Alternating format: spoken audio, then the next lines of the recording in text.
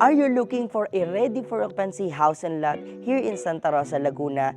Exit away from Eaton Greenfield exit, and this property has a 3 bedrooms, 2 toilet and bath, 1 powder room and 2 car garage. Aside from this property is ready for occupancy, this is also available fully furnished. So kasama na po yung gamit na makikita nyo later pagpasok natin sa loob pagka house tour natin. And the special features of this property, it has a basement. And kung excited na kayo na makita yung itsura sa loob and yung basement, let me tour you around kung gaano nga ba ito kalapit itong mismong property from Eaton Greenfield exit. So tara! Hi guys! So today, ang pupuntahan nating property, nakita nyo naman sa ating intro, no? Solen Residence pa rin. Pero, itong property na to is ready for occupancy na house and lot. Tama po yung narinig niyo, no? So kung naghahanap kayo ng ready for occupancy na house and lot, ito yung lot size, no? Ganitong ideal lot size, ganito kalaking bahay. And ang kinaganda dito, meron siyang basement. So kung naghahanap kayo ng property na may basement, pwede nyo ito makonsider. Still guys, Solen Residences pa rin. No? And sa mga di nakakalam guys, Solen Residences is a project of Greenfield here in Greenfield City, Santa Rosa, Laguna. So ito po yung mga properties na malapit sa Paseo and Eaton Greenfield exit. Kaya ngayon, kung makikita nyo guys, nag-Eaton Greenfield exit po tayo, no? Kasi mas malapit ang Solen dito kapag dito kayo nag-exit. Pagpasensyahan nyo lang yung boses ko guys kasi pinilit ko lang talaga mag-video pa kasi rush itong property. Ngayon lang available i-video. Pwede tayong mag-video sa loob, di ba? Walang tao.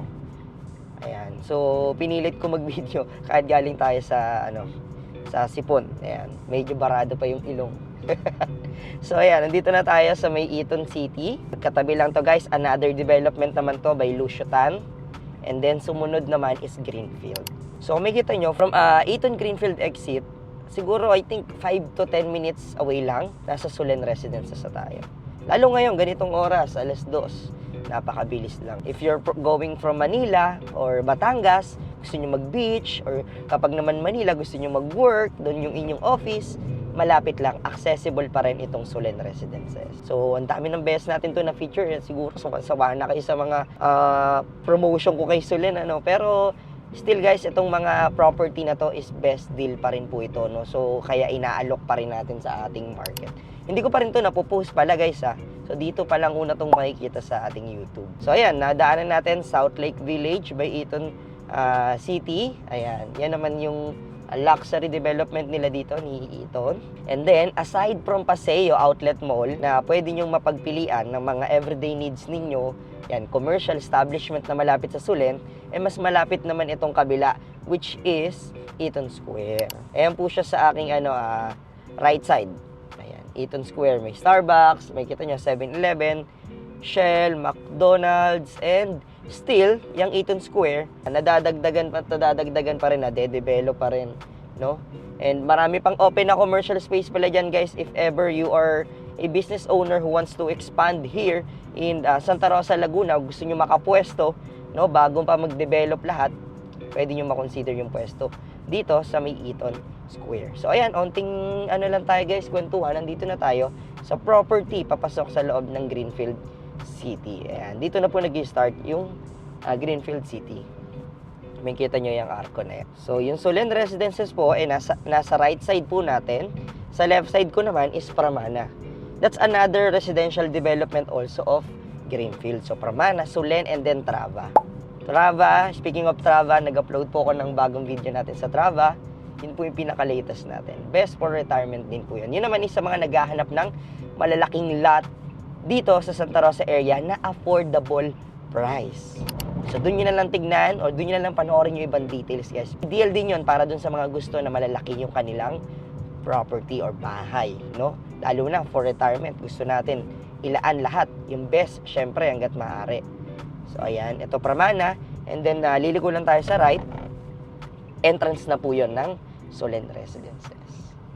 So, from main highway, ayan, nandito na tayo, papasok sa Solen. So, hindi siya sobrang nakadikit sa road, kung makikita nyo. So, exclusive na yung subdivision, mas pin-exclusive pa nung ganitong entrada nila dito, no? And ito yung future commercial nila, guys, sa left side ko. Nasa tapat lang ng Solen Residences. Pero still, hindi pa rin magiging busy.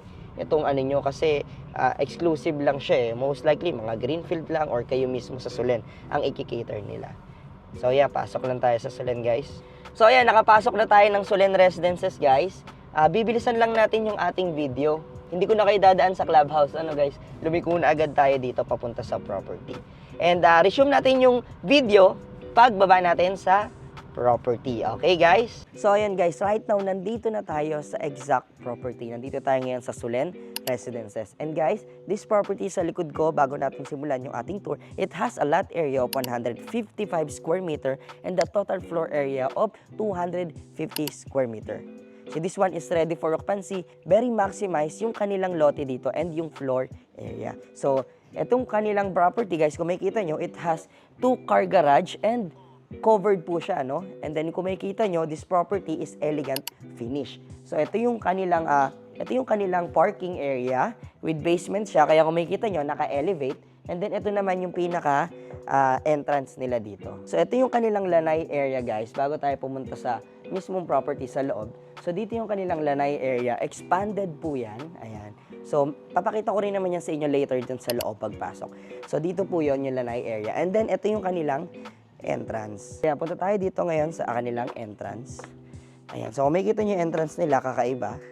No, pa-slant yung staircase nila. And then, nandito yung kanilang main door.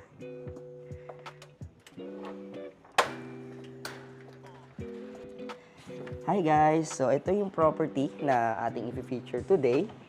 Ayan. So mapapansin nyo, naka-smart lock na rin po siya. No? And the lot area of this property is 155 and the total floor area is 250 square meters. Yung sukat ng lote is yung minimum cut natin dito sa Solen Residences. But, pagdating sa floor area, very maximize siya. Kaya umabot ng 250. Even the side is na-expand nila. Sa parking din, nakasagad din yung kanilang floor area. So, tingnan natin ngayon dito sa loob ng bahay. So, i-tour natin.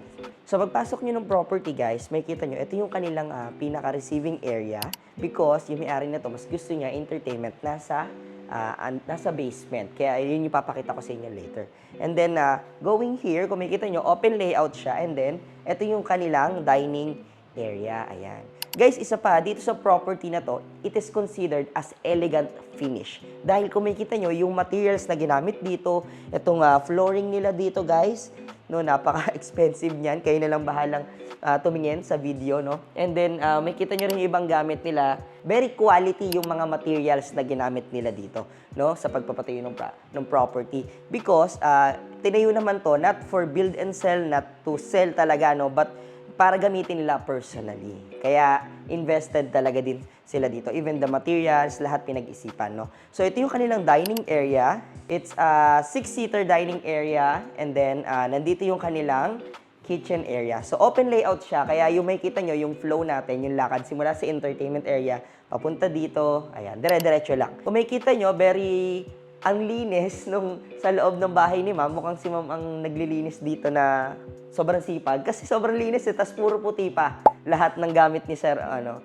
So, sinabi naman ni ma'am, talaga ito yung gusto ni sir na tsura ng property nila.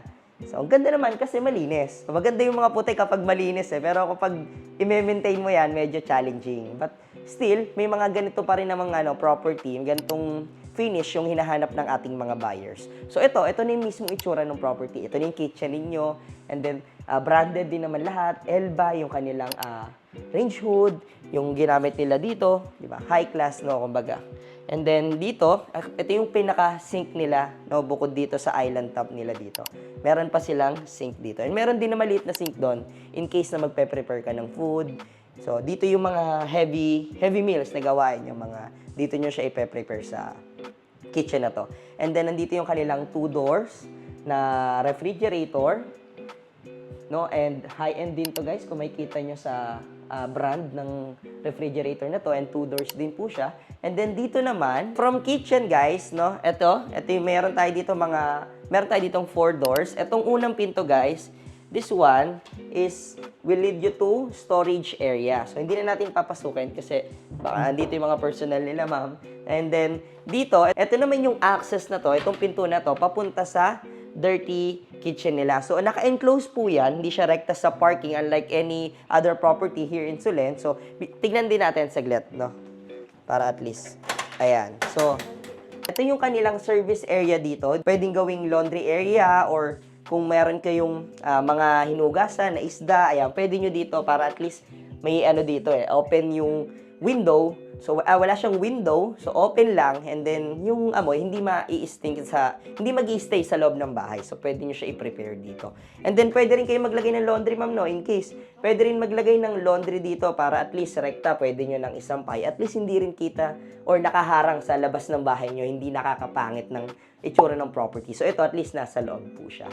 So, maganda kasi naka-enclose siya So, bihira yung ganon, guys. Kasi, usually, mag-chanelas lang tayo.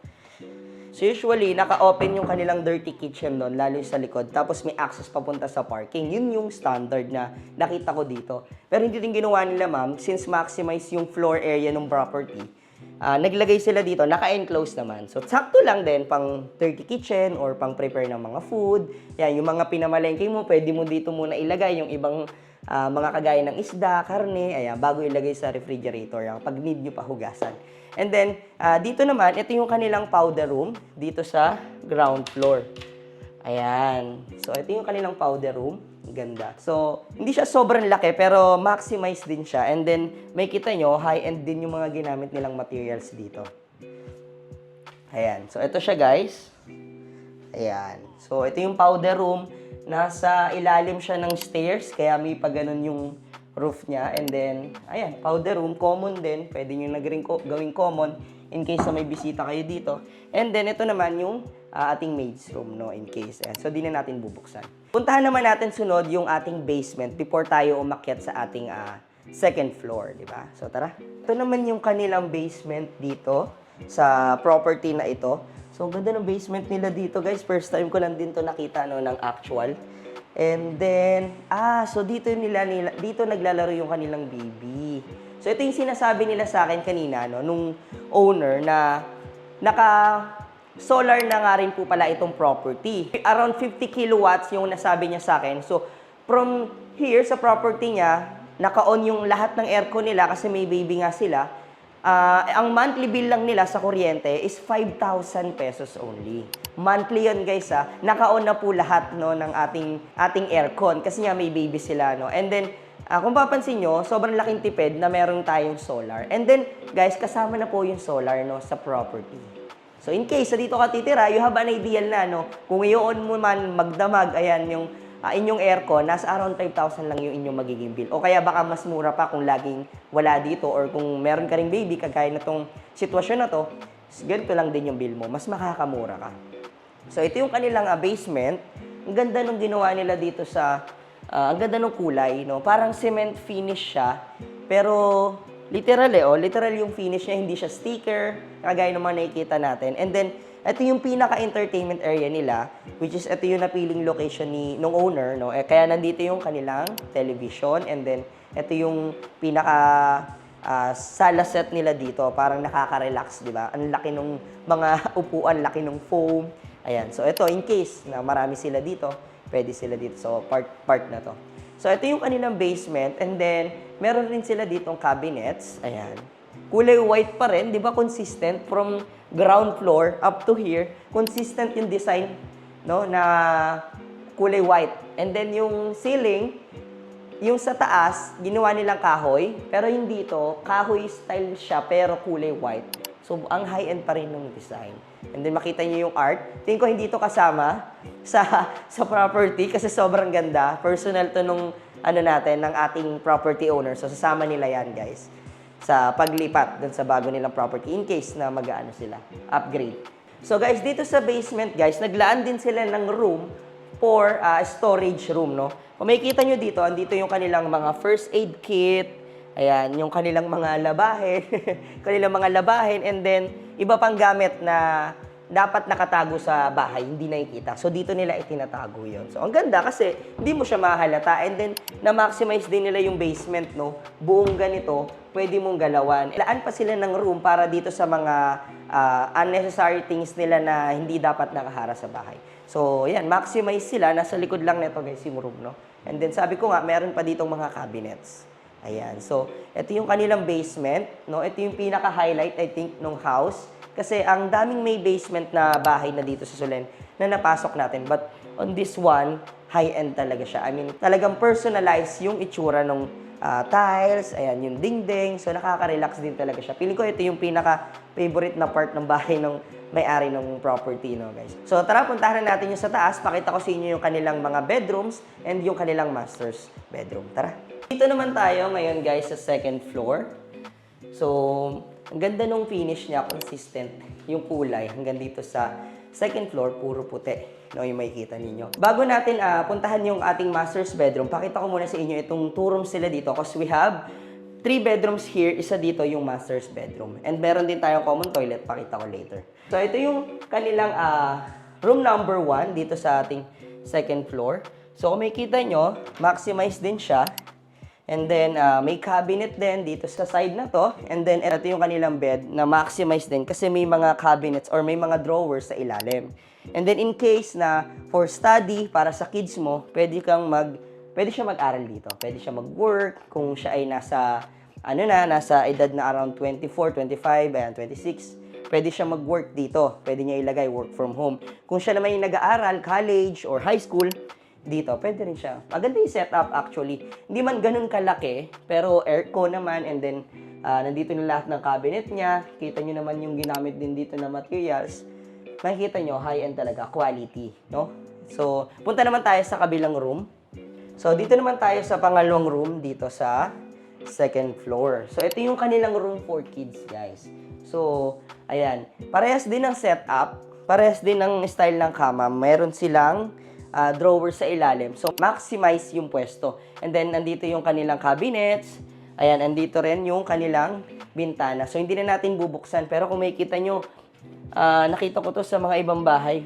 Medyo expensive magpalagay ng ganito eh. Bukod sa, naka na yung glass nila dito. Nakita ko sa labas eh. Naka two-way mirror ba tawag doon? Yung hindi pumapasok yung init. So, bukod doon, nakaganito pa sila sa kwarto.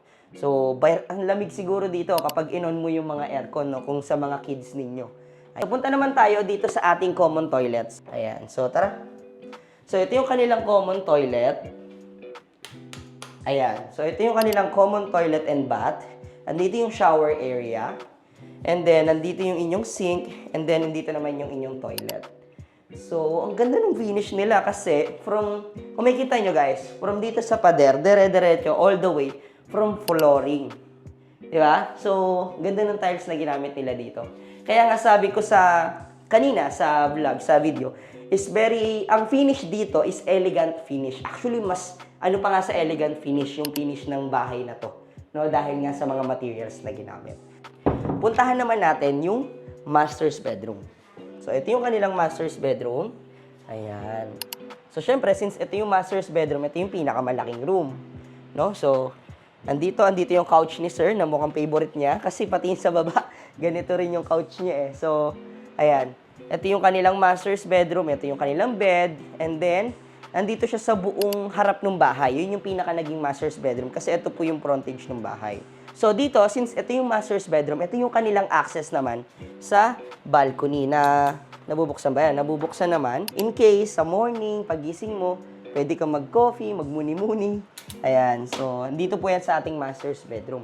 And then dito, meron siyang cabinets na naka-adjacent dito sa ating toilet and bath. So, in case dito ka na maglalagay nung inyong mga damit and everything. Tapos dito, siguro mas maganda if may mirror ka para at least pa nagpe-prepare yung kayong mag-partner, pwede nyo ngayos. Dito na kayo mag-ayos mismo bago kayo lumabas ng kwarto. So, ito naman yung kanilang toilet and bath dito sa master's bedroom. So, ito yung kanilang toilet and bath. Ayan. So, almost same lang din naman yung finish dun sa kanilang common toilet and bath dito sa second floor. Pero ito, syempre, nasa loob to ng masters. So, maganda rin na mapakita ko sa inyo to, no? So, ayan. Same lang din naman. Feeling ko mas maluwag yun sa common, no? Hindi sila masyado naglagay ng space sa toilet dito sa master's bedroom. Itong shower area natin, naka-enclose din siya. So, in case mag-shower kayo, maganda yung may ganito para hindi kalat-kalat yung tubig, di ba? Pagka nasa CR ka, kapag nag-shower, kahit lumabas ka, medyo tuyo ka na, hindi na maglalapot sa loob eh, di ba? So, yun, maganda yung kanilang toilet dito. Ito yung kanilang master's bedroom. Ito yung magiging master's bedroom po ninyo. So, babaan lang tayo, punta tayo sa labas ng property. And that's all for today's video, guys. I hope na-enjoy nyo yung ating house tour dito sa napakagandang property sa likod ko, no? And again, guys, this property has a lot area of 155 square meter and a total floor area of 250 square meter. Since may basement nga din po ito and also maximize din yung bawat sides nitong property na to. So, napakaganda niya kasi for end use din po talaga.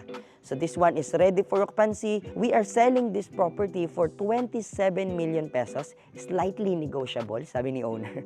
Reason for selling pala nito, guys, is for upgrade. So, balak ni owner mag-upgrade ng mas malaking lote or di kaya corner lot dito rin sa Solen Residences. And if you are someone who's looking for this kind of property, fully furnished, located in Santa Rosa, Laguna, ready for occupancy, yung number ng bedroom sasakto po sa inyo. Kung gusto nyo makita ng actual yung property, you can contact us on the numbers flash on the screen. That is 639-69-6020-739 and it has a Viber, WhatsApp, and iMessage para sa ating mga kababayan working abroad.